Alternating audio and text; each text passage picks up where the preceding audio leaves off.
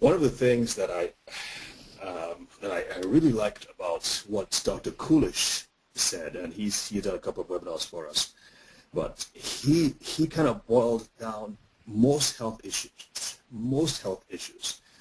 to two things: dental health and digestive health. And if you think about it, dental health is really part of digestive health. The digestive system is like 70% of the immune system, 70% of the immune system is in your digestive system. So it is of vital and of first importance that we pay attention to these two areas above all. And I think these are the two areas we have the most control over, for the most part. And so that's why we again, I said this several times, but the connection, having Dr. Luna to speak about the connection between headaches and heartaches and other issues in the body is vital. And without much further ado, Sherry, will you want to quickly go ahead and introduce him? Certainly. Okay. Dr. Luna is a 1994 graduate of the University of Alabama School of Dentistry. Okay, stop. I'm sorry. I just have I have to butt in there. I apologize. But, I was just saying this before the webinar. I was like, my dad is probably going to call me and say, what are you doing with your life? Because he got it a few years before me. And he's like a world-renowned guy. So my dad's going to give me some heartache after this, just so you know. But keep going. Okay. With that, Dr. Luna is a 1994 graduate of the University of Alabama School of Dentistry. After graduation, he completed a 2-year residency at the Medical University of South Carolina before returning back to Birmingham, where he has served the public's needs since 1997.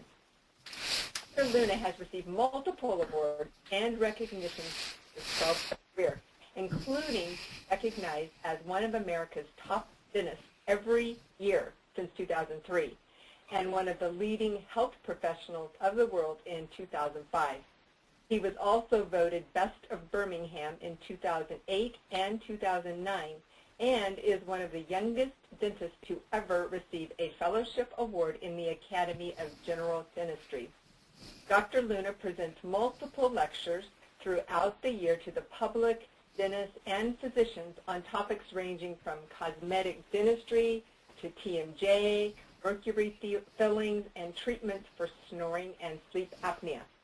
Known for his cosmetic dentistry, Dr. Luna's work has been highlighted in dental laboratory magazines and continuing education courses throughout the country. Dr. Luna is an avid outdoorsman and enjoys almost every activity you can do outdoors, including hiking, camping, boating, fishing, mountain climbing, triathlons, and more.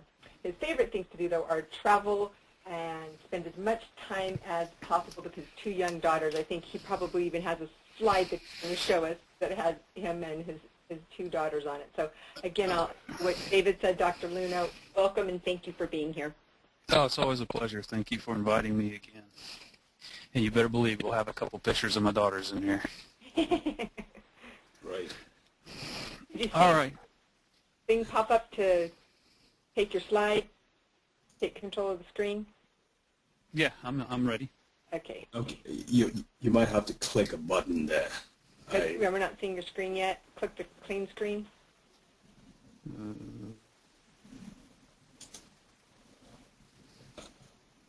Maybe I should take it back and then try it again one more time. Yeah, let's do that. Okay. Okay. Look out in the center of your screen for a pop-up. There it is. There you go. Perfect. Set up now? We see it. Okay, fantastic. So we're ready to go? Yes, sir. Okay. Great. Don't make me look too bad. I don't think that's going to happen today. I promise. Yeah, at the previous webinar that we had, I actually touched on some of these subjects we're going to talk about, but we really hit silver fillings and the mercury content that was in them. Today we're going to start to talk about those issues in a little more detail. that we kind of went through last time quickly and talk about the effects they have on the body and the ways that a dentist may be able to help save your life. So without further ado, we'll get started right away. And I'll apologize that in the beginning some of this is going to be a lot of text, and I will try my best to keep this as entertaining as possible. And I'm also just coming off of a cold, and so far everything's going great. If I cough a time or two, I do apologize.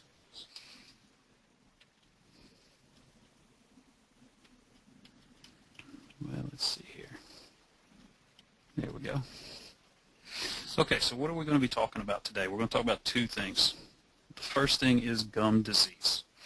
And we're going to talk about the effects it has on the rest of the body and the association it has with strokes, heart attacks, lung infections, and more. The other thing we're going to talk about will be your bite. And it would be unbelievable to think that the bite can cause problems from headaches, sinus problems, ear problems, neck pain, even sleep apnea, which we'll talk about in a lot of detail. So let's talk about gum disease first. It is the leading cause of tooth loss in adults. The scary part about this is that 70 to 80% of all adults have it. And basically what it is, it's a bacterial infection that is eating away everything that's in a path. By that we mean the tooth itself, the gums, the bone that's holding it in there. So from that standpoint, it's a really scary infection. So what are some of the signs of gum disease? First and foremost, your gums are going to be a little red and they're going to be swollen. They're going to tend to bleed. So when you brush your teeth or you floss and you have some blood on your floss there, that is a sign that you have some gum disease. You may have a tooth that is loose. Often with these you have some bad breath. And most of the time it's actually painless, and that's why I think the prevalence of this disease is so high, because it doesn't hurt. Only it does hurt when you get to some severe stages. So if you listened to me last time, you've already seen this slide before, but I love to show it because it shows everything that periodontal disease is about. So what are we talking about here? Hope everybody can see this pointer here. But on these root surfaces of this teeth, you see this fuzzy stuff coming up here, and you can see it coming on this side here. This is the plaque and the calculus that sits on the teeth. And it builds every single day on your tooth. It starts off as plaque. We see the commercials, and this is the stuff we're supposed to brush off and floss off. If you don't brush it off within 24 hours, it mineralizes and becomes a hard structure called calculus. That calculus cannot come off by proper brushing and flossing alone. Now you're going to need the dentist to scrape it off. The problem with this is it slowly starts traveling down the root of the tooth, and it's going to eat away everything in its path, as I talked about. So the gums, the bone, even the tooth itself. So as we look at this, where my arrow is now, below that, that is all root surface. Above it is the tooth itself. The gums and the bone used to be up here. They're obviously all the way down here now. So over time, this calculus has been on all these teeth here and eaten away the gum and the bone that are holding these teeth in place. At this point in time, there's about 1/3 of this root that's still under the gums here, and a very little amount of bone that's holding it in place. So the dentist that this person had been to previously had put bonding or glue in between the teeth in these areas to splint them together so that they wouldn't fall out. Over in these areas here, you can see the teeth have already fallen out. They've fallen out over here. They've fallen out over here. And the only thing that's holding these in place right now is this glue here. Does it hurt? No, it doesn't. Is this becoming debilitating? Sure. We're about to lose all these teeth. She's not going to be able to chew. We can start talking about malnourishment and further on from there. Now that previous slide is pretty obvious to see, but these are the slides that where most people are now. You have a little bit of puffiness to the gums. You have a little redness here. Of course, you have all your teeth, and it's these areas that will tend to bleed when you brush and floss. So it's catching it in earlier stages is when we can do something to prevent what happened to the previous patient.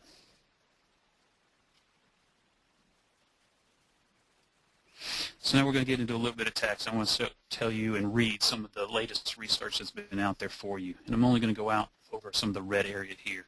But I want to show you this recently just came out maybe a month and a half ago now, okay, in the American Academy of Periodontology. And we'll read this for you. Cardiovascular disease, the leading killer in the United States, is a major public health issue, contributing to 2,400 deaths every day. Periodontal disease, or gum disease, affects nearly 75% of Americans and is the major cause of adult tooth loss. While the prevalence rates of these disease states seems grim, research suggests that managing one disease may reduce the risk for the other. In other words, if we can control the gum disease, we may be able to significantly control or decrease the heart disease that goes along with it. If I come down to the bottom here, as a result of this paper, cardiologists may now examine a patient's mouth, and the dentist may begin asking questions about heart health and family history of heart disease. Now, this is nothing new. This is stuff we've been talking about for 30, 40 years, but I really just wanted to show you some of these recent articles that are coming out and realize that this is a big deal in the medical community. Hey, Doc. Yes. That article, where is it from? This one came from the American Academy of Periodontology. Okay. Okay. And did they explain the connection between the tooth disease and gum disease? We're going to get into the two philosophies in just a second. Great. And this was on the periodontology website. And it says research has found that people with gum disease are almost twice as likely to suffer from coronary artery disease. So if you have gum disease, you have twice as much chances of having heart attacks and strokes as somebody who does not have gum disease. So there's really two theories out there to how this is occurring. The first theory, and the theory that's probably been around for a lot longer period of time, is this one here. It says this theory exists to explain the link between periodontal disease and heart disease. One theory is that oral bacteria can affect the heart when they enter the bloodstream, attaching to the fatty plaques that are in the coronary arteries and contributing to clot formation. So there's bacteria that's in the mouth, and this bacteria is getting into our blood system, and then from there it's going into the areas around the heart, into the heart itself, and the arteries around the heart, and attaching to the plaques that are already there, making them bigger, so it's blocking off the blood supply to the heart and causing heart attacks. This theory has been out there for a long time, and the biggest reason they've been studying this is when they would look at these plaques from stroke victims and from heart attack victims, they were finding a strand of bacteria in these plaques that's only found in the mouth. So this theory has been around for a long time.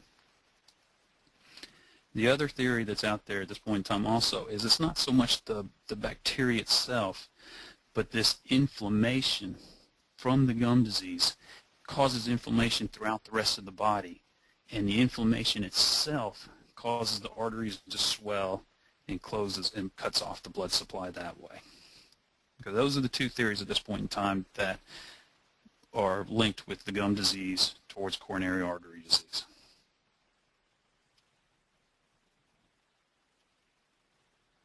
I'm going to show you some more research that just came out. Again, you can see this was maybe just over a month ago from the Mayo Clinic. It was talking about oral health as a window to your overall health. I'll read it again.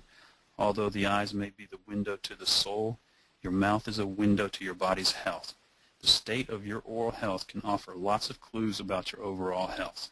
Oral health and overall health are more connected than you might realize, which is exactly what Dr. Dave was talking about at the beginning here with the immune system, the digestive system, and your oral health.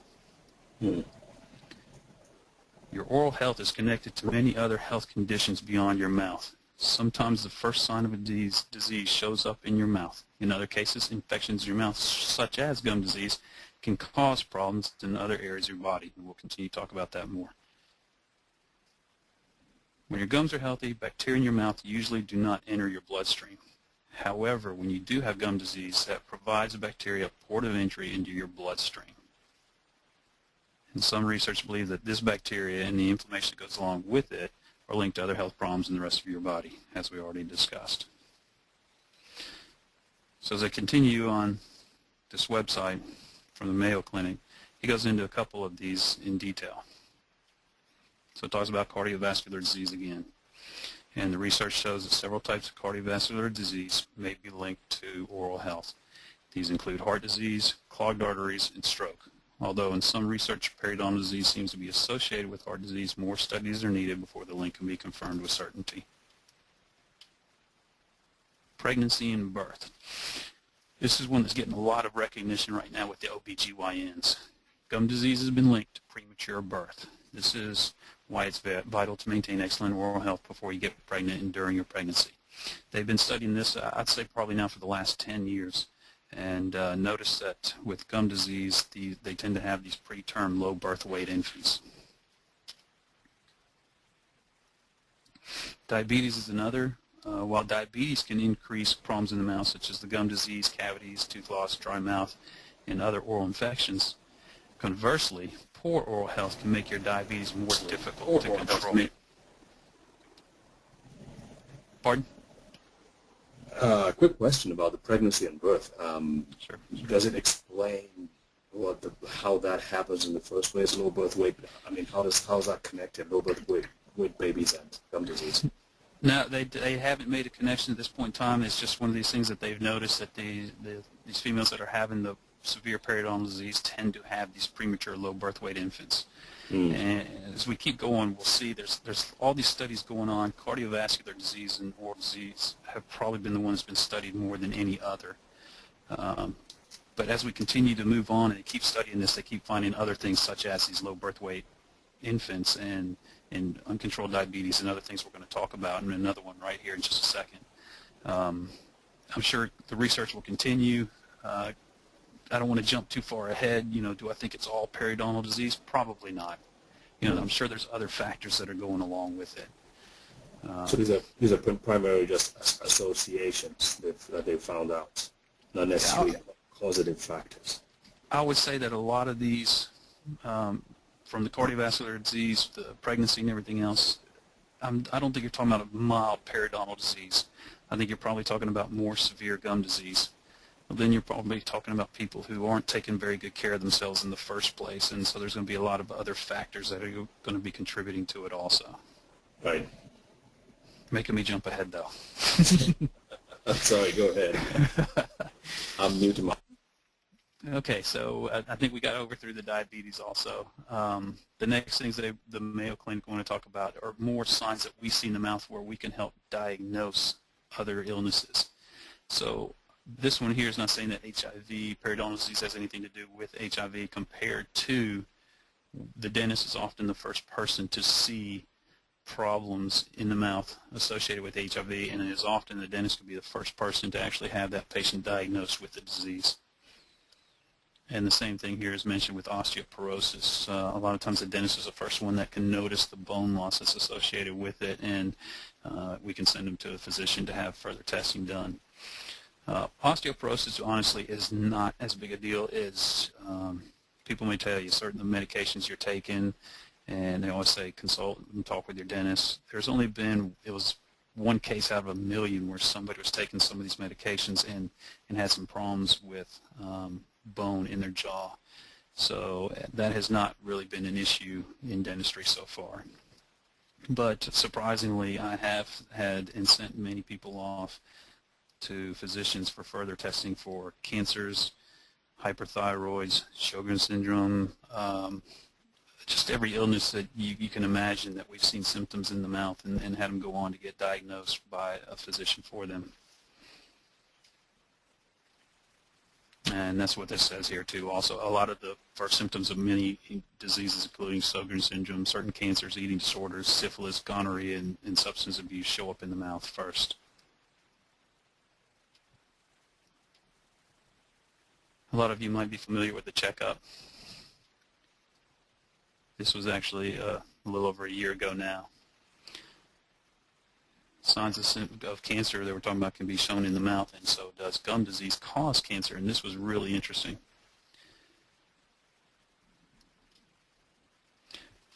There was a Harvard study done. It started in 1986. It began tracking thousands of male doctors and other health professionals ages 40 to 75.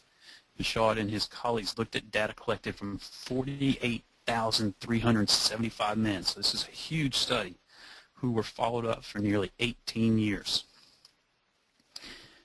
After taking into consideration factors that might confuse the findings, such as smoking and diet, the researchers reported in the June issue of the journal Lancet Oncology that those who had gum disease had a 14% higher risk of cancer compared to those with no history of gum disease at all.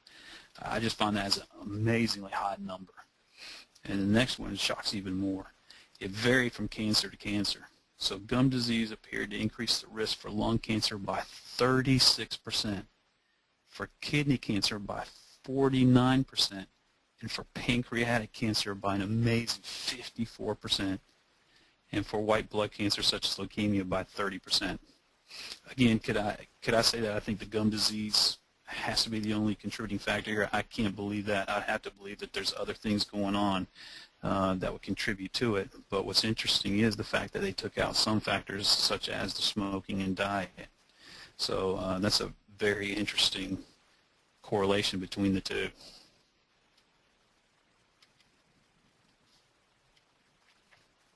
So how can this all be connected? Well, as we talked about already, there's two basic theories that are out there. As you think about this, if you get a cut on your arm and you need some stitches, or step on a nail, or something that punctures through our external defense system, which is our skin, bacteria is now penetrated into our body. Every single time something like that happens, you're going to the hospital, you get put on antibiotics to make sure that the bacteria that's entered there doesn't reproduce and take over the rest of your body. Well, the oral cavity is different from that standpoint. There is no true external barrier, a skin there that helps prevent this. The gums and the teeth there are actually exposed area inside of your body. And so as you have this gum disease and the gums get red and puffy and inflamed here and they bleed, you have a direct portal to your blood system. Meaning there's a doorway where this bacteria goes straight into your blood system, enters small veins here to larger veins to your superior vena cava before it's all over. It gets into your heart, where it may get stuck on a heart valve there and cause problems with the mitral valve or other valves there. Or if it keeps on moving, goes into the aorta, into the rest of your body. And so it's the one area compared to others where bacteria is consistently, constantly entering the body. And so you obviously can't take antibiotics every day to prevent it, and that's why a lot of these problems are now being associated with gum disease. Again, the other theory that's a little more recent is just the inflammation that's with the gums by itself causes inflammation throughout the rest of the body, and that causes the arteries to clog up and everything else. I still believe it's got to be more the bacteria entering the blood system directly and going straight into the cardiovascular system.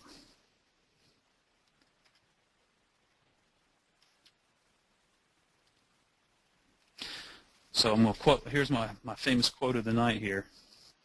I was shocked when I might mispronounce it, Dr. Peterson, in his recent talk on nanosilver technology, revealed that according to a recent dental journey, close to 80% of all heart disease starts with a lesion, tooth infection, decay, gum disease, etc., in the mouth. If this has any validity to it, and I'm sure it does, then it behooves us to give more attention to the care of our mouth. This is by the great Dr. Dave.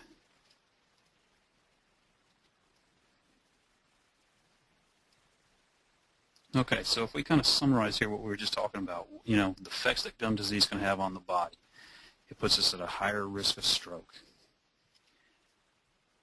Looking at the other statistics, it puts us at an unbelievably higher risk of certain cancers. Pretty much doubles our chances of having a heart attack. We didn't really talk about this, but it does increase our chances of getting lung infections. Can lead to uncontrolled diabetes and to premature low birth weight infants. So is periodontal disease the only reason why these are occurring? From my opinion, I can't believe so. Again, I would think that it's more severe cases of periodontal disease or gum disease that we're talking about here, and I would assume that these are people who are not taking very good care of themselves in the first place. And it could be smoking, could be drinking, could have poor diets, and other factors that are going along. Unfortunately, I had a video here, but apparently it is not working. So we're going to skip right past that. And that will end the part on gum disease. Dr. Dave, would this be a good time to take a couple questions?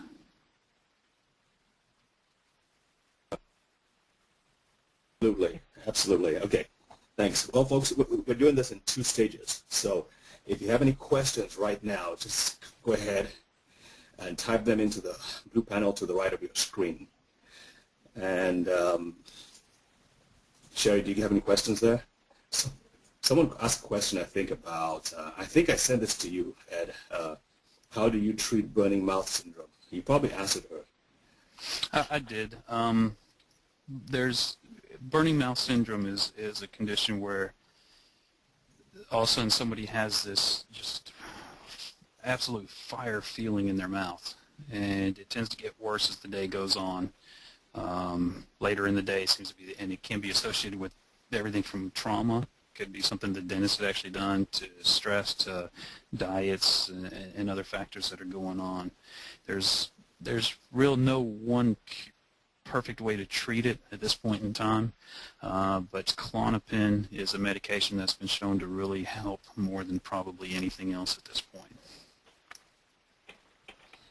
And nobody knows really what causes that, huh?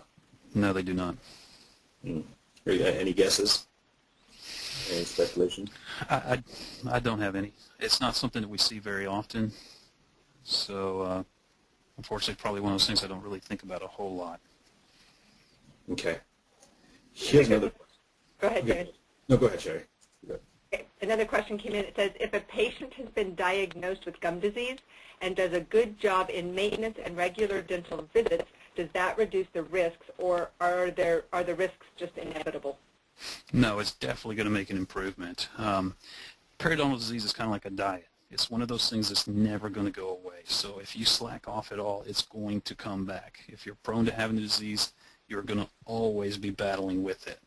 The main thing from that standpoint, making sure that that plaque doesn't mineralize into calculus, because once it does, you're going to have to see the dentist to get it off.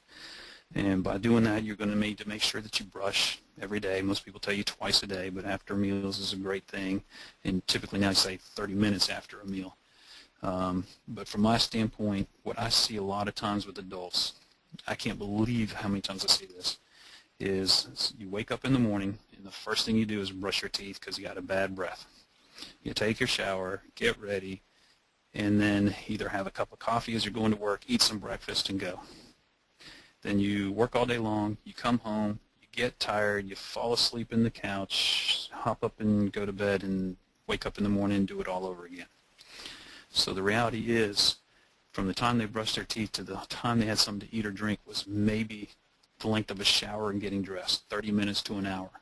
So in a 24-hour period, if lucky, their teeth are clean for 1 hour. The rest of the time, 23 hours out of the entire day, their teeth are being attacked by acids, and the gums also. If I could get people to change to where if they were going to brush only once, it would be at night before they go to bed. So if we had the patient brush in the morning like they usually did, then they have 1 hour clean teeth there. But then I get them to brush their teeth before they go to bed again and sleep for 7 hours. We've gone from 1 hour an entire day where the teeth and gums are clean to 8 hours in the day when the teeth and gums are clean.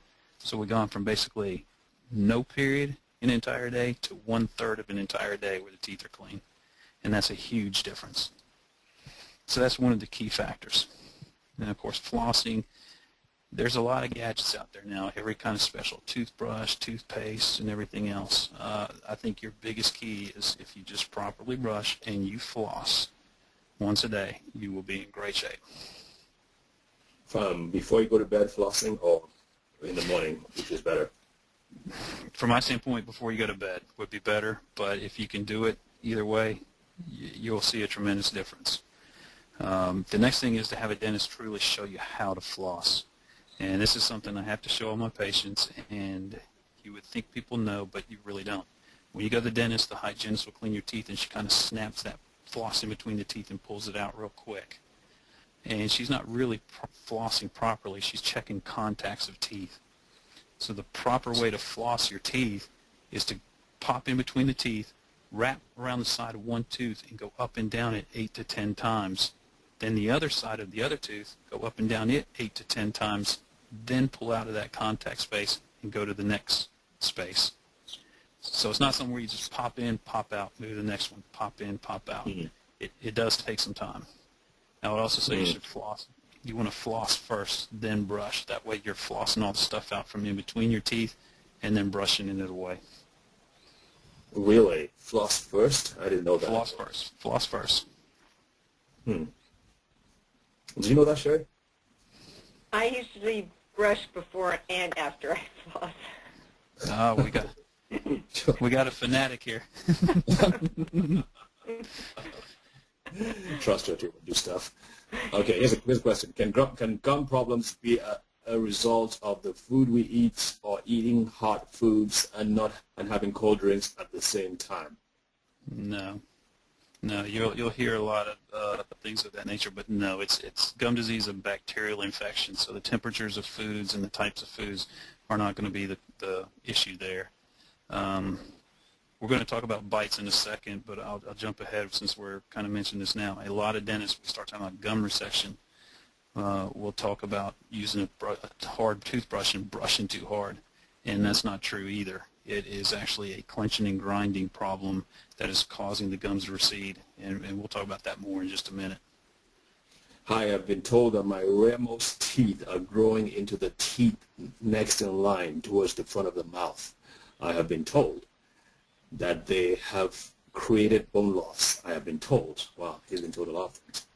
I have been told that they need to be removed and that at some point after that I should have bone grafting. If I didn't have the grafting, would that increase my chances of getting periodontal disease? Well, with the bone loss that's there already, of course, without looking at the patient and the x-rays and everything else, it's truly hard to tell, but from what I understand there, I would say he already has some bone disease, and that's why he's saying that the bone is gone from those teeth pushing into the others. Mm-hmm. And if they want to pull the teeth, they want to put a bone graft to restore that bone. My philosophy is always to try to hold on to a tooth as long as you can. You know, if the tooth is real mobile and the periodontal disease is eating all the bone around the tooth already, then it's got no hope. Okay, we're going to lose it. But the tooth movement itself should not be causing the bone loss. It should be periodontal disease, and if the dentist is saying it's the movement of the tooth and the position of the tooth, he may just be misdiagnosing the periodontal disease. Got it. Okay, well, we have a few more questions, but okay, same person has a question. I was told that I don't have any disease at this point. Yeah, without looking at the x-rays and truly understanding what's going on, it's hard to imagine that a tooth position is what's causing the bone loss. Okay, got it. All right, well, we're going to, there's a few more questions coming in, but we'll probably ask them towards the end so we can keep going. Yeah, we can do that. Sure. I had to walk off to take a quick call. Could you show that quote again about Dr. Dave? Yeah, definitely. That's fun, huh? There it is, right there. We'll let that sit up there for a minute, of course. The main thing is that, according to the recent dental journey, close to 80% of all heart disease starts with a lesion in the mouth, a tooth infection, decay, or gum disease. And I think how you finished it is perfect. And it behooves us to give more attention to the care of our teeth. It's just amazing to think that just something as simple as taking proper care of our teeth, proper brushing and flossing could prevent all these things here: stroke, cancer, heart attack, lung infections, uncontrolled diabetes, even premature low birth weight infants. You know, do I think it's the only reason that these things are being caused? No. But if it's obviously, there's a lot of studies, a lot of research linking these two together, it only makes sense that we should spend an extra 10 minutes out of our day, do it properly, and that could help prevent all these other infections. You know, what would be great, it would, by the way, that was a really good quote. Very wise words. You are pathetic. What would help really is for you had maybe there to be a video, Sherry, that we can put on our website that shows proper technique in brushing and flossing of teeth. That would be really good. I could probably come up with something of that nature for you. Okay, Yeah, I could. I'll follow up with you on that. That'd be great. I'll write that down too. Great. Okay, ready to move on? Yes, we are. Okay, so let's go on to the next that we're going to talk about here, which is going to be your bite. And how could our bite actually cause health problems? Okay, so when we talk about bite, we're going to start talking about TMJ. Yes, we are. TMJ is temporomandibular joint disorder, or another term could be myofascial pain disorder, lockjaw, bruxism, but basically all these things mean we are clenching our teeth. So here's a slide showing some of the damages that occur in the mouth from clenching of teeth. And I was talking to Sherry earlier in a previous seminar I talked about, teeth should never touch except when we eat, and that's basically it. Okay, so when we're walking around throughout the day, we're sitting up, if our muscles are relaxed, gravity's going to be holding our teeth apart, just like in this photo.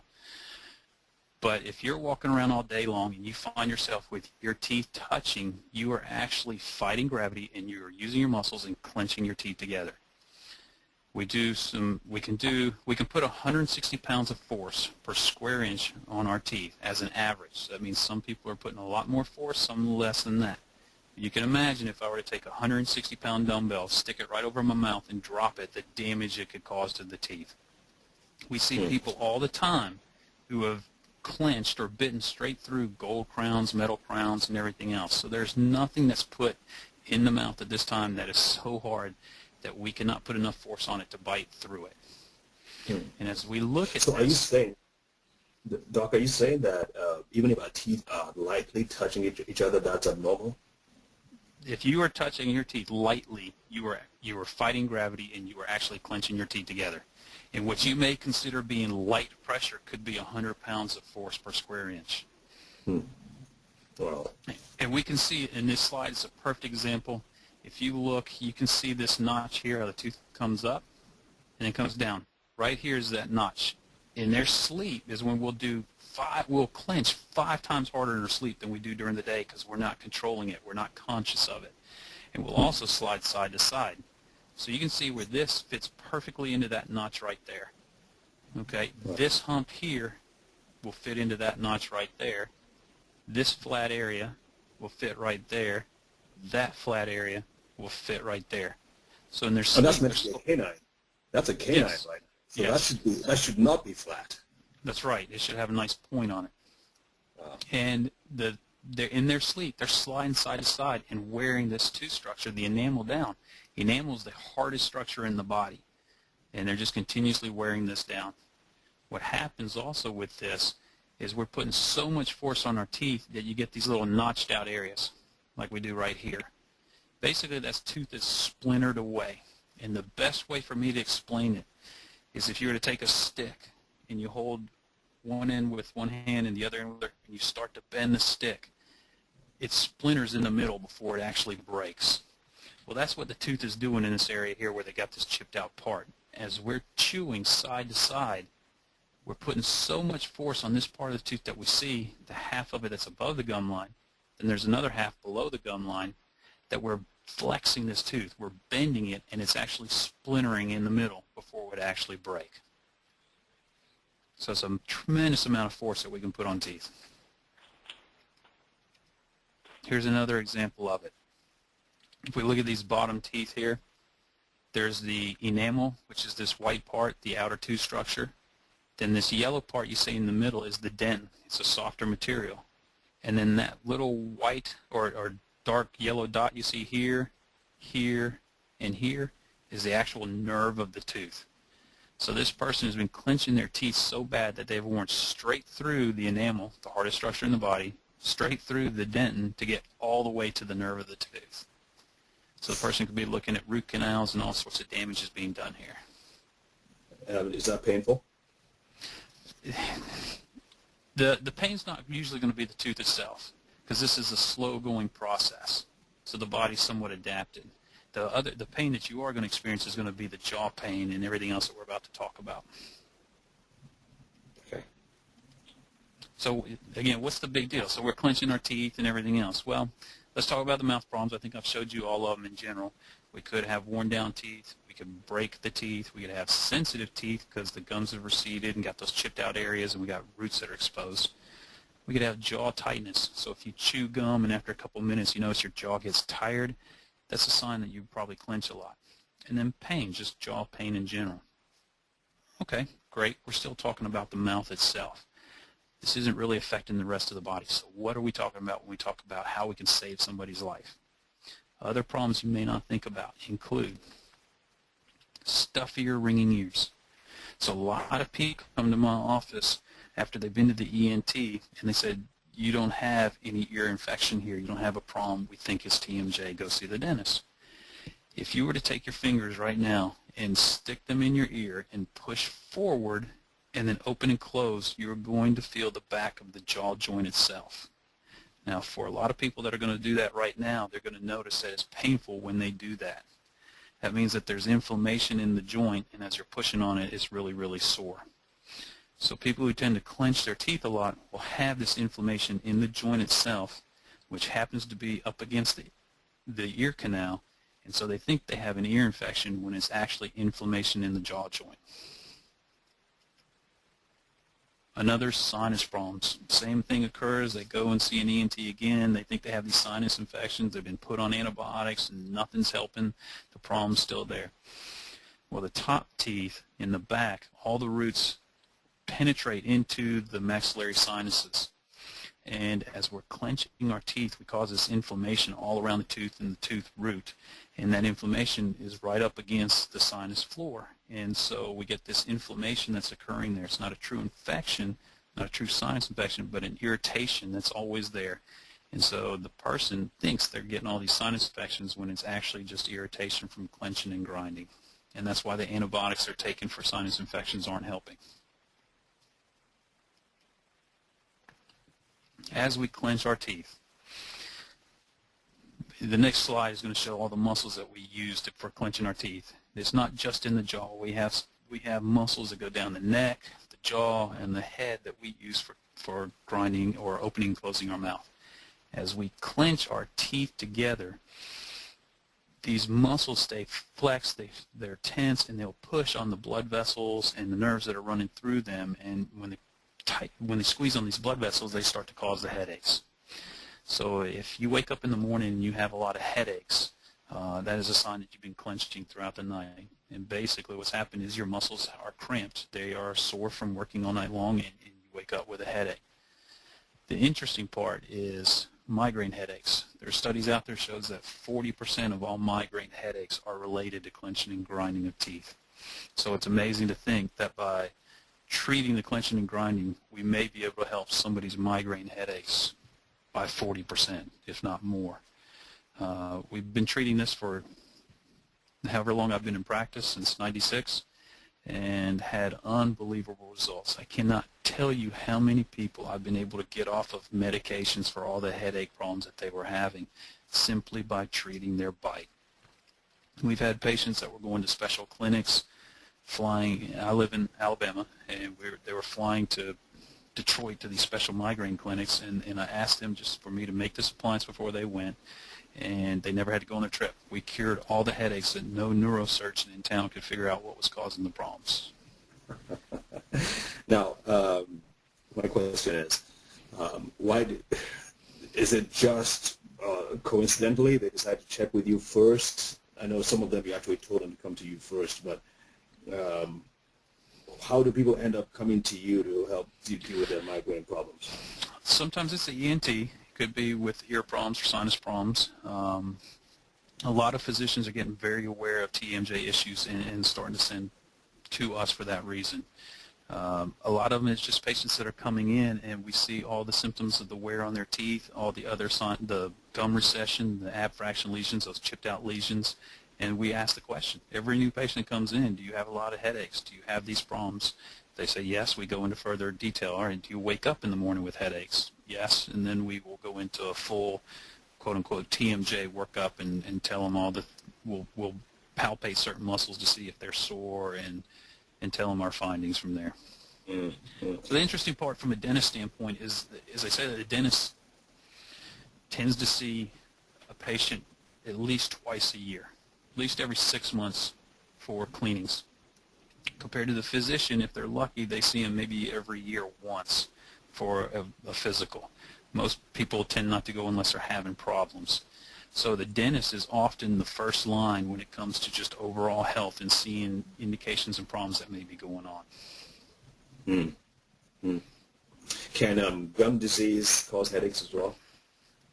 I would say not so much there. I mean, you could have a minor headache because it's usually painless, but if you do have pain with it, obviously it could cause a headache. But I think the patient would complain more about the pain around the tooth first. Got it.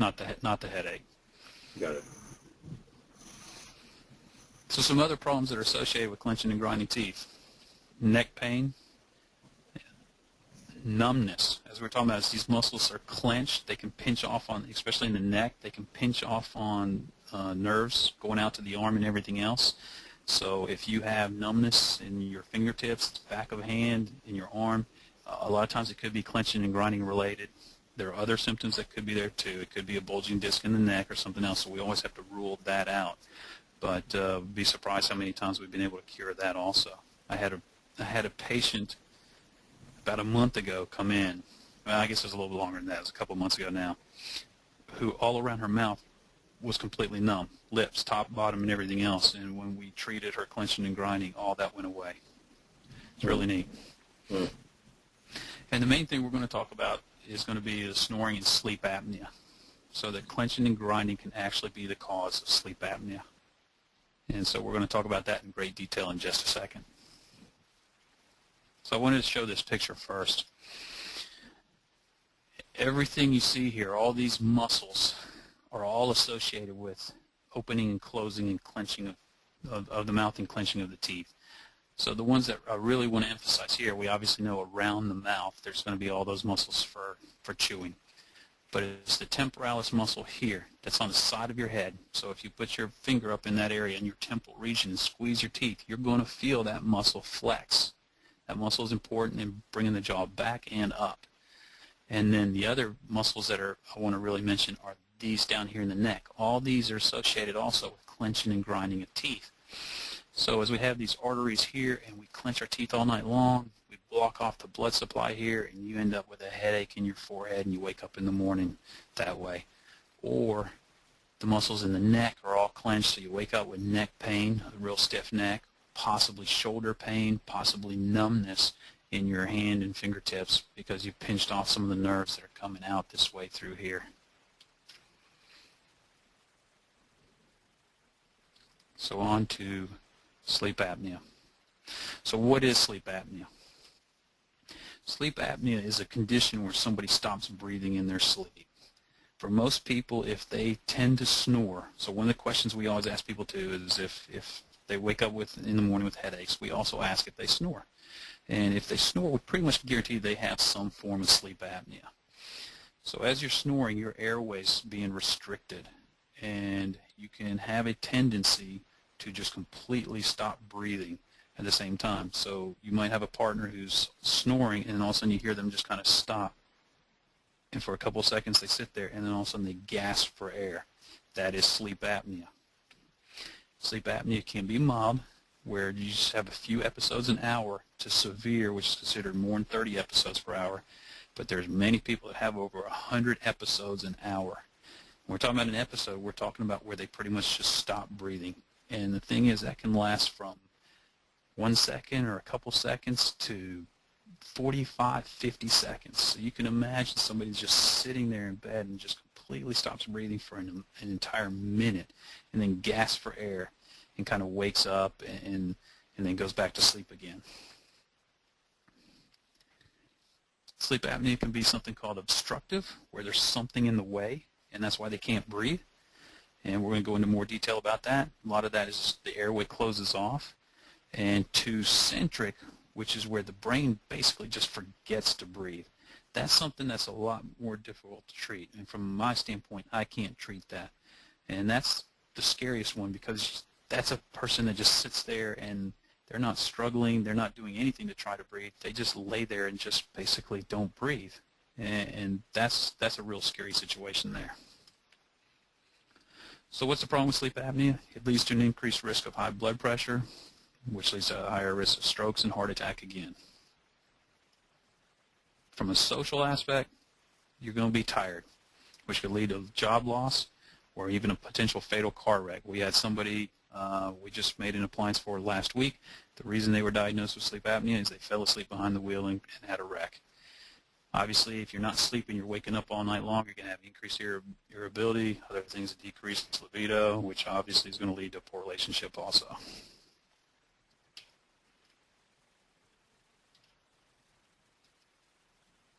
So right now, it's believed that 30% of the population suffers from some form of sleep apnea, and it's expected in the very near future that it's going to go over 40%. And if we just think about it, it makes sense. Most of the people probably listening to this now are not the general population. You're very in tune with your body, you're paying attention, you're trying to do everything you can to stay healthy, but the general population is going to McDonald's 2-3 times a day. McDonald's is booming. Alcohol sales are at all-time highs. Tobacco sales are at all-time highs. These are industries that are definitely not hurting. People are filling themselves with junk every single day. So those are main reasons for sleep apnea. We're getting overweight, and that is going to close off our airway. We got too much fat in our neck, and it closes off the airway, to the medications like alcohol and stuff that are going to just cause us not to, our bodies not to function properly and stop breathing.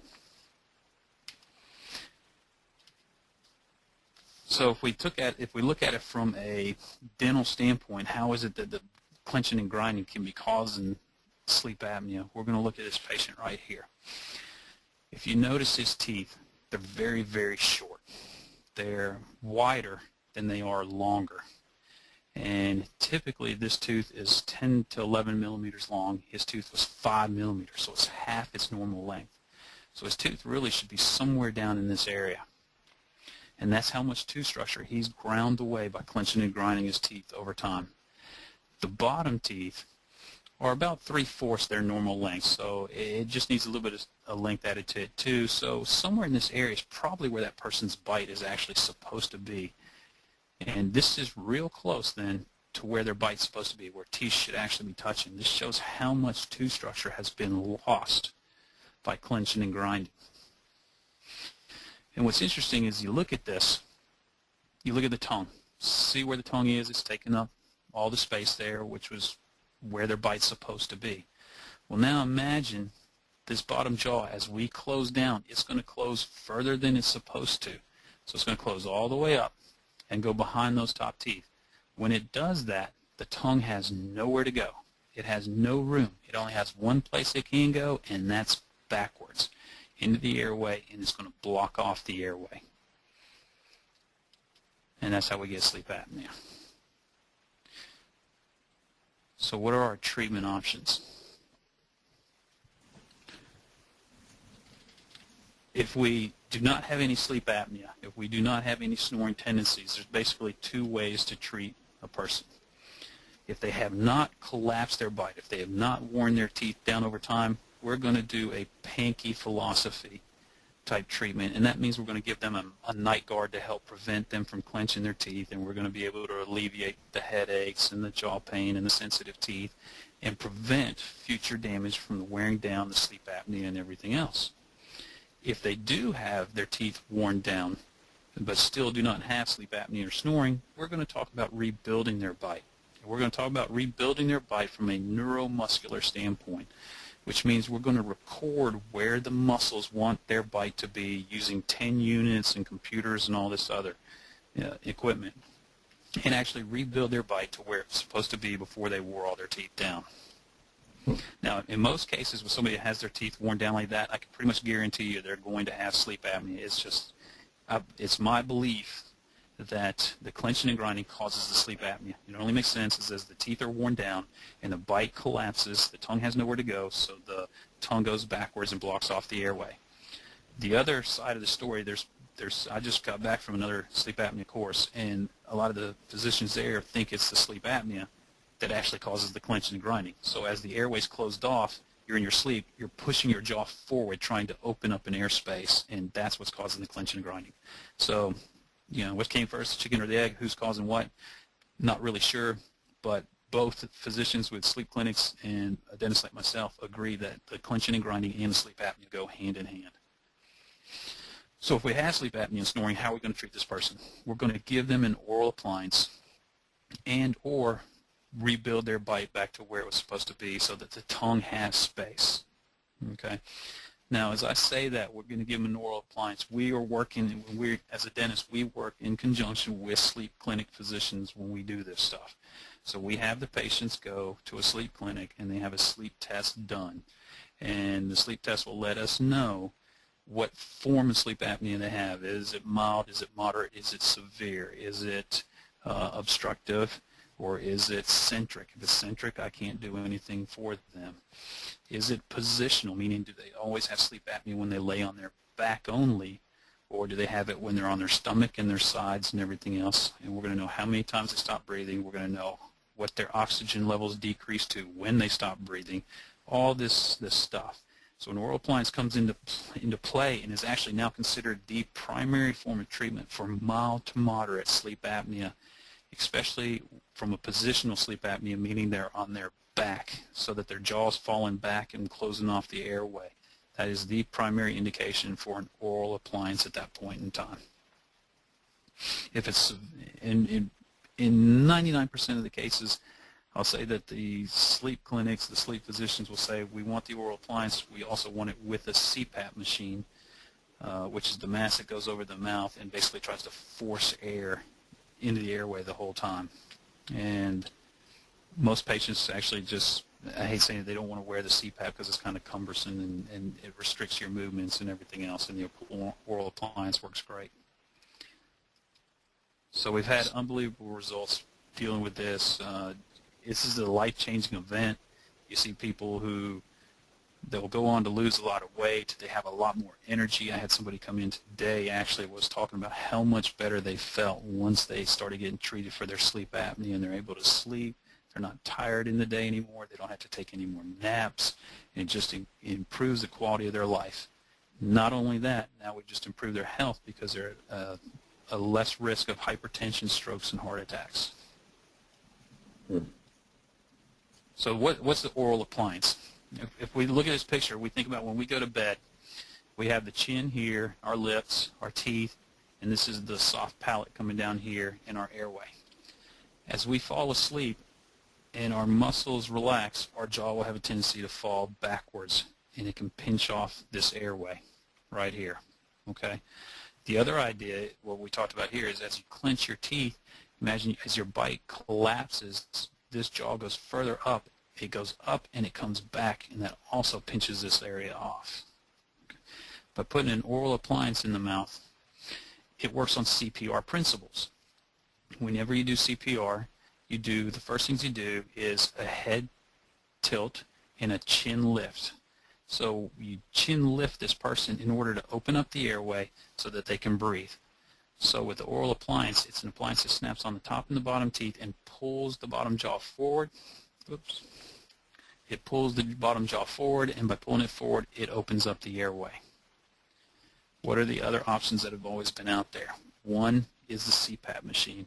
It is something that's going to fit over your mouth in general and your nose. It's a mask. It's got a hose coming off of it. There's a machine that's blowing air through your nose and your mouth the whole night. It's pressurized air, and what it's trying to do is that pressure is trying to keep this airway open so that you can breathe. Okay, very cumbersome. Most people don't like it. They can't wear it. They can't move. They can't roll over. They may be claustrophobic, and most people don't make it through the night with the mask on. The other idea has been surgery.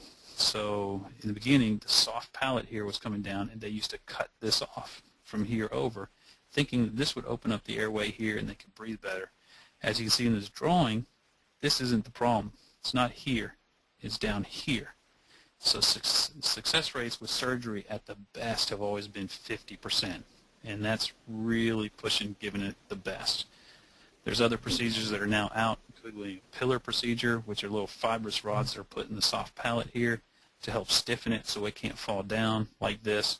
Again, by itself, I can't imagine it's going to be that successful, but they're doing a lot of studies with the pillar procedure along with an oral appliance and getting great results that way. Now this is the oral appliance. As we talked about, if you have sleep apnea or snoring, we can treat with an oral appliance and or rebuilding your bite. So we're going to talk about rebuilding your bite a little bit here. As we previously showed in one slide, as the teeth wear down and somebody clenches their teeth, the jaw moves up. It also kind of moves back. The tongue no longer has room. It gets shoved back and blocks off the airway. So this person came to me originally with a complaint of their veneer that they had done with another dentist continued to break off, and they were getting frustrated. We did our exam. We looked at certain measurements. We realized she had a very deep bite. We could see that there was porcelain broken off of a bridge over here, and I could see the signs of clenching and grinding of teeth, very flat, worn down teeth here. We had the chips here. We had the chips here. Starting to see some little chipped out areas, some gum recession here. All the signs are there.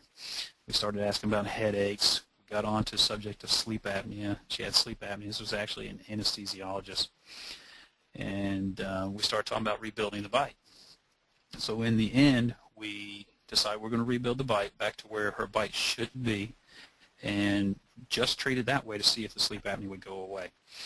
When we did that, we hooked these people up to a TENS machine and these computers and everything else to determine where the muscles want the bite to be.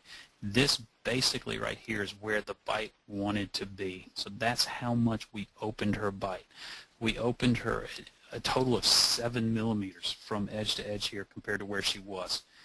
If you took your pinky fingernail and probably turned it sideways and looked at it, that's probably about 7 millimeters right there. That's how much more open we opened the bite.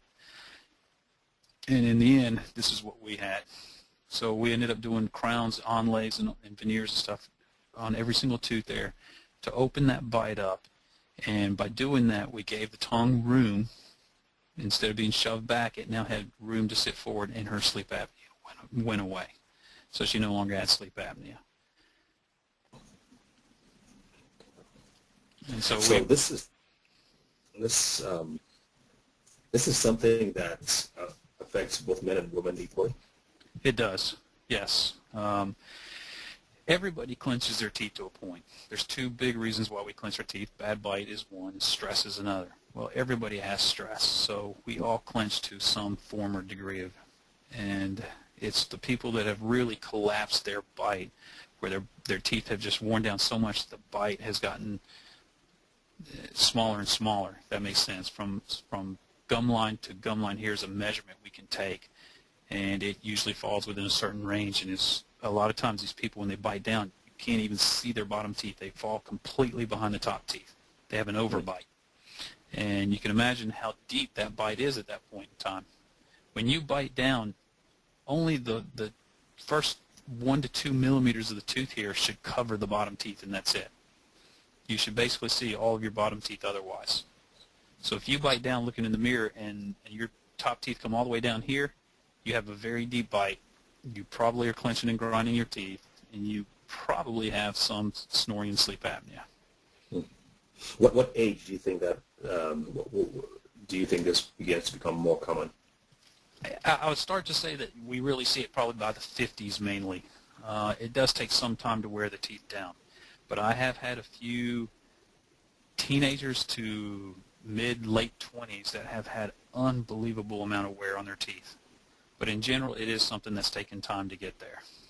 Okay. That's a great job, by the way. That's a remarkable improvement with what you've done on her. The main thing from this standpoint, of course, cosmetically, we want it to look great, but we were completely focused on treating sleep apnea and rebuilding her bite to where it needed to be, and knew that we might have to make an oral appliance. But she was an anesthesiologist. She was very interested in just rebuilding the bite and seeing how it worked and doing the testing. So we never ended up making her an oral appliance. You know, we did this, we rebuilt it, sleep apnea was gone, her headaches, her jaw pain, all of that was gone. She's no longer having to take medications for all of that. You know, we've now decreased her chances of hypertension and strokes and heart attacks, all by just rebuilding a bite. In other words, her life has been remarkably improved. Correct. From a health standpoint, we're not, from an emotional standpoint of having a better smile and feeling more confident about it, we've also improved that. Fantastic. And I believe, if I'm right, this was another video that wasn't working, so I believe that is that from that standpoint. So if we were to recap everything we talked about so far tonight, we've talked about gum disease, its association with strokes, heart attacks, lung infections, cancer, and more. So you're twice the risk of having a heart attack or cardiovascular disease if you have gum disease. And we've shown that cancers, like pancreatic cancer, have a over 50% increase if you have periodontal disease. And when it gets to your bite, when we're talking about health and stuff like that, we are able to treat and cure headaches so we can get people off of all the medications they're taking. Sinus problems, stop having to take all the antibiotics and problems from that. Same with the ear. Neck pain, numbness, even sleep apnea. So we have a lot of people that have gone to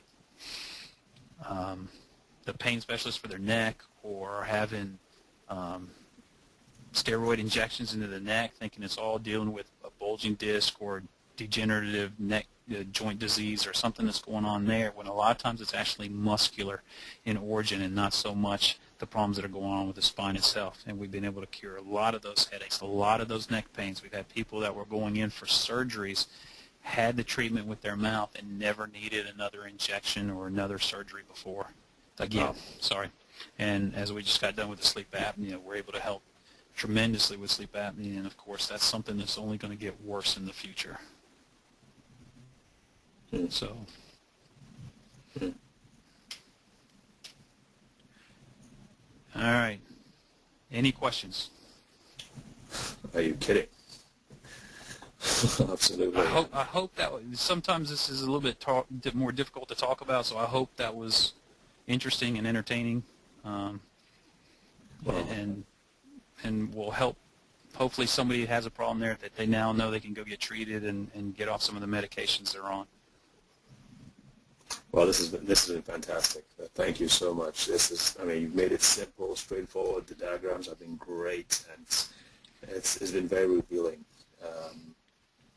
I'm sure a lot of people have gained a lot from this presentation. Thanks, Ed. No, it's always my pleasure. Okay, folks, type in your questions. I know some of you already have, and I'm going to grab the controls for a quick second. Oops, wrong screen. Okay. All right. I'm just going to mention real quick, folks, if you can see my screen while Sherry's getting the questions. For many of you know about this already, but there is a membership feature we have. If you can't make a webinar in the future and you would like to watch it for a very, very low monthly rate, you can have access to all the webinars that have been released in the last 30 days. And then anything outside of that is about 50% off. So it's a pretty good deal. I mean, you get to own these. You don't just watch them. You can own the slide, not the slides themselves, but the PDFs, the images. We do not give out our speaker slides for any reason except for the images. Also, you get MP3s and the videos of that as well. Just to remind you, the Gratitude Gym with Dr. Moore and Sherry will commence tomorrow, 21 days of gratitude.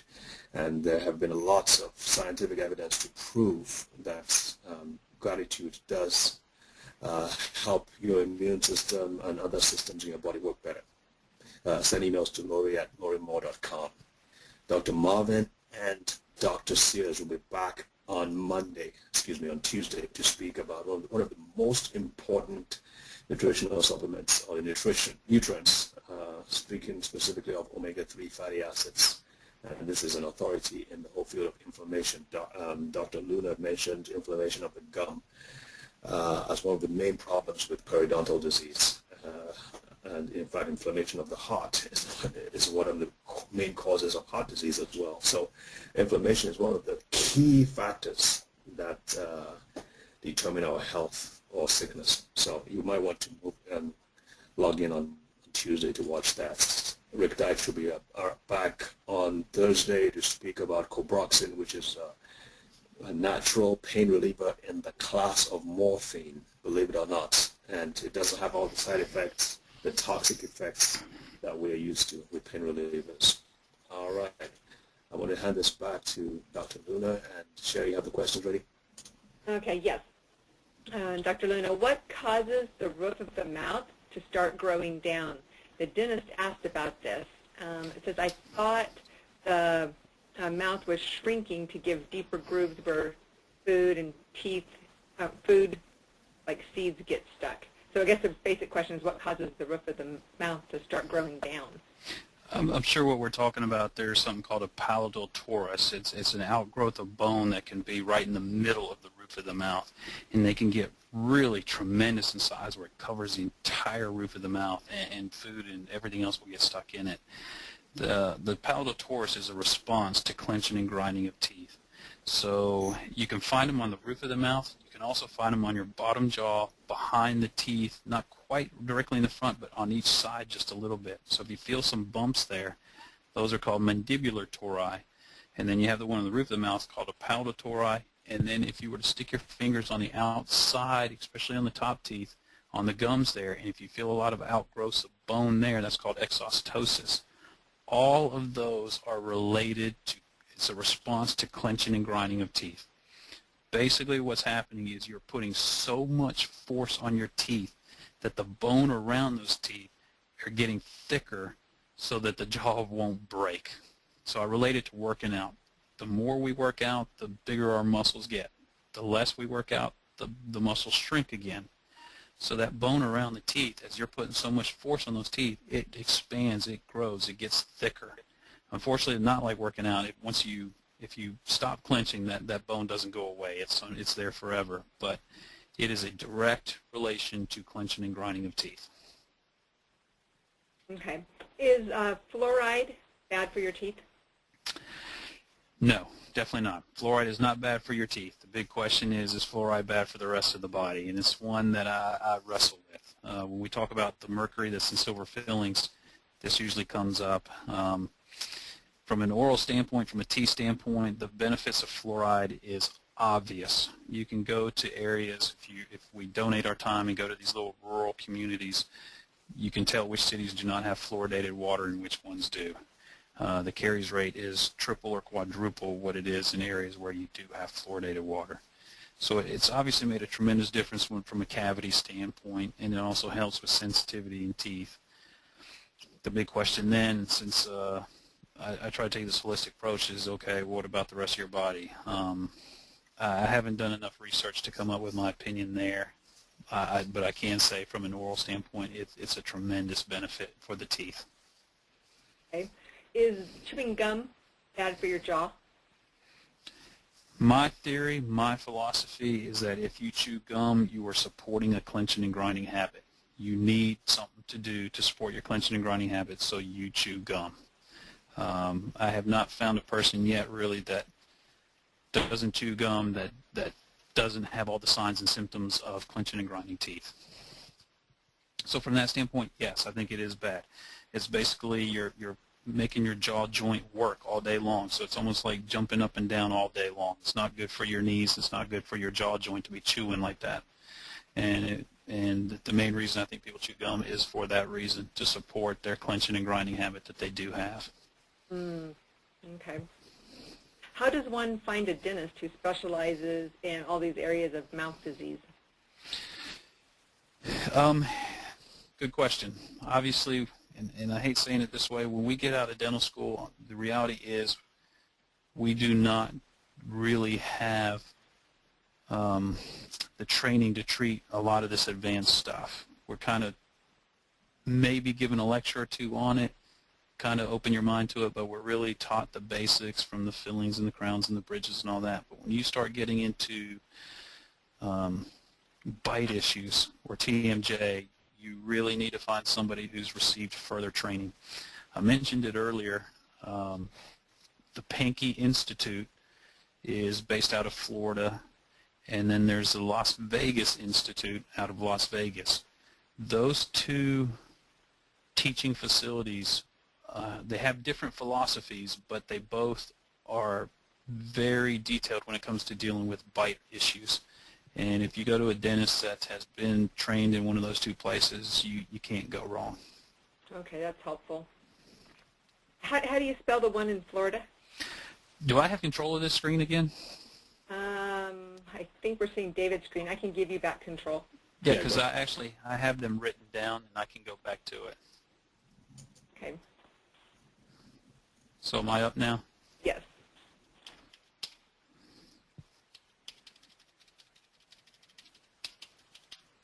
There it is. So we have the Pankey Institute and the LVI Institute. And those are just their philosophies. Okay, good. They have different beliefs. Of course, they don't like each other, but the reality is they're both very good places. It's good to know. Okay, one person says, I personally feel that the bacteria in our intestinal tract affect the bacteria in our mouth. What is your view as to whether intestinal-friendly bacteria, if they affect the bacteria in the mouth? I would almost quote Dr. Dave on that one from the very beginning when we were talking about the immune system and 70% of everything coming from the digestive system, and that includes the oral cavity and dental health. Obviously, we're all talking about the gastrointestinal tract here, the large intestine, small intestine, stomach, esophagus, and the mouth. That is all one system, one big tube, basically. So I obviously believe that all that correlates with each other. Mm-hmm. Somebody also they want to know, what does it cost to rebuild your bite? It's going to depend on the dentist. It is not cheap. A case like that last one we did that I showed you, I'm going to shock a lot of people when I tell them this fee, but it is $50,000. Wow. Yeah, and that includes everything we do. It records, it's all the TENS units, the computer imaging, the testing the bites. It takes a couple months to get here because what we do is we measure muscle activity first. We find this bite that's supposed to be comfortable. We put them in a removable appliance at that specific bite. They wear it. We make sure that it works, make sure that their headaches, jaw pains, everything's gone and they're feeling better, sleep apnea is better. Then we actually rebuild the bite to that position once we've done all that. Mm. And so you're looking at 28 crowns in general at that point in time. And at that point in time, we want to use the best labs. We're using the labs that understand this and have received the same training. And we could use a cheaper lab, but if they don't have the same training, you're gonna get what you pay for. Yeah. No, that is a lot of work. So what do you guys do? Do you guys have like a batter exchange thing where she helps you sleep better and then you have a deal with her teeth? Say that again? I missed that part. Did you have like an exchange thing where she, being an anesthesiologist, helps you sleep better while you help her do her teeth? Some kind of exchange go along, or does she have to just pay you? Yeah, well, I'm sure she would have liked to have had that, yeah. But no, she ended up just paying me. Well, it's a good thing she's an anesthesiologist, isn't it? Yeah, yeah. And it's a tremendous amount of money. It is. I understand that. Most people, you think about going to any typical dentist, you're looking at $1,000 a crown just for your regular type of crown, no matter where you live in the country. When you're doing crowns like this, you're talking a little bit more expensive, and then we got all these other appliances that go into it. So, the crowns themselves, even on a regular dentist fee, is going to be $30,000, and you got to add in the appliances, all the testing, and all that, and it is unbelievably expensive. But I would have to say this. Yeah, I don't have I have never had a person complain about it because they're just feeling so much better. Right. There's a couple more questions. What about toothpaste? Where do you find the best toothpaste? What do you recommend as far as that goes? From my standpoint right now, I would still say my favorite toothpaste is Colgate Total. That's what I use. You're going to see in the future a lot of toothpaste coming out that are promoting the ability to rebuild tooth structure, rebuild and toughen out the outer surface of the tooth. And that's really going to become in play because of the clenching and grinding that's going on as we wear away the enamel surface. These toothpastes are going to be there trying to rebuild or toughen up those sensitive roots that are going to be exposed from clenching and grinding. Okay. So, the reality is we shouldn't need that toothpaste if we're actually addressing the problem why they're there, which is the clenching and grinding. So right now, Colgate Total is my favorite toothpaste. Okay, that's good. And easy to get? Yeah, easy to get. Before we finish, when we were talking the fees of all this work, remember $50,000 is to rebuild this entire mouth.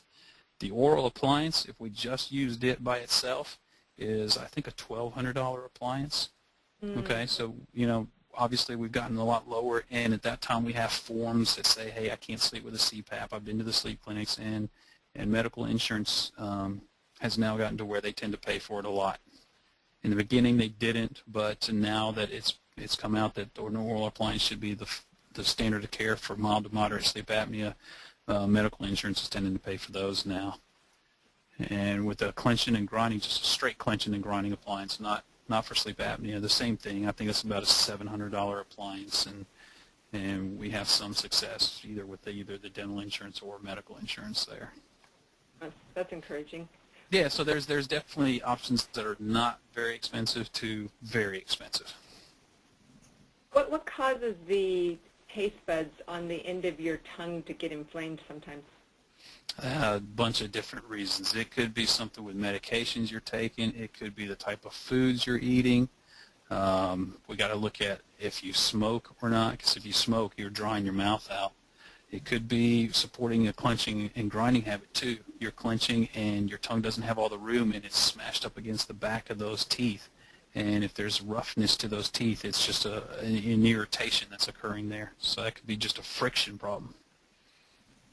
Can somebody be snoring without having the apnea? Yeah, it is possible. But in general, they usually tend to have some form of sleep apnea along with it. Okay. One person is expressing a concern. They said one concern that they've had with going to the dentist has been the use of x-rays. What is your take/opinion regarding using x-rays? Well, x-rays have really changed over the years. They've gotten to where they're faster and faster and use less exposure than even 10 years ago. 10 years ago, if you took an x-ray of every single tooth with the type of film they used then, that was less radiation than you received just standing outdoors for a day.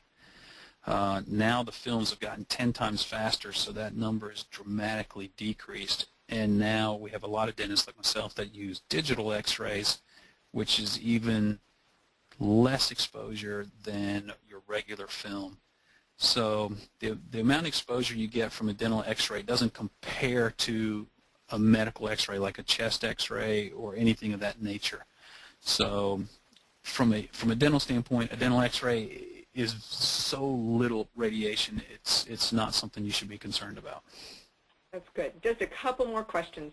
What do you think about xylitol as a sweetener? I'd have to say I don't have enough research on it for me to give a good, strong opinion. Okay. Unfortunately. And one last question. Back to fluoride. Is it the form of fluoride that determines whether it's good or bad for us? And then kind of the second part of the question, if people have unfluoridated water, what steps can they take to ensure that they're getting the best source of fluoride? Okay. There are two different types of fluoride when it comes to the teeth and everything else. It would depend on the type of fluoride that you need there. If you're having sensitive teeth, there's a type of fluoride they'll give you for that. If you are having some gum issues also and having a lot of cavities, there's a different fluoride there. And that's where your hygienist or dentist can help you with those. So there's two different types there that we have to treat two different problems. And the other part of that was the fluoridated part of the water. If you're an adult and you don't have a lot of cavities already, and you have good home care, I wouldn't be too worried about trying to get any fluoride supplements. If you have a newborn and they're going to be developing all their teeth and all that, that's where some fluoride supplement could come in handy. And a good dentist in your area or a pediatric dentist could help with that. Even a physician can help with that. Good. And just one last thing. The person who had asked the question about x-rays, they just typed in things that give them a lot of peace of mind, and they think this has been a really great webinar. Well, great. Fantastic. Yeah, there's a lot of people that are worried about that. Well, good. Fantastic. This one probably made me more nervous because it's a tougher subject to talk about. Well, I mean, this has been a little bit more comprehensive. I mean, last time you focused specifically on amalgams and dental fillings and all that. Right. You did some TMJ, but this has been a little bit more systemic, affecting the body, and I think I enjoyed this even better than the first. Not to say the first wasn't fantastic too, but I enjoyed this a lot more. Well, that's great to know because I'm passionate about the mercury one too. But this with this clenching and grinding and the sleep apnea associated with it and the headaches, I'm very passionate about treating it. Mm-hmm. And so I'm glad to know that you found it interesting, and I hope I've helped some people today.